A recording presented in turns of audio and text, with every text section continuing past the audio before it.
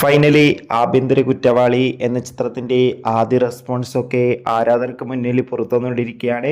ആ ഒരു അപ്ഡേഷനാണ് ഇന്ന് നമ്മൾ നോക്കാൻ പോകുന്നത്. വീഡിയോയിലേക്ക് മുൻപ് വീഡിയോ ലൈക്ക് ചെയ്യുക, ചാനൽ സബ്സ്ക്രൈബ് ചെയ്യുക.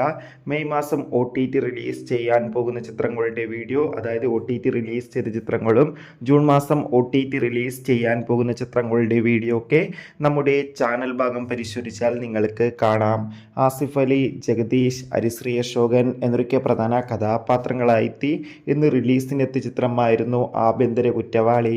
എല്ലാ സിനിമാ പ്രേമികളും ഒരേപോലെ ഈ ചിത്രത്തിൻ്റെ റിലീസിനായി ഏറെ ആകാംക്ഷയോടെയായിരുന്നു കാത്തിരുന്നത്.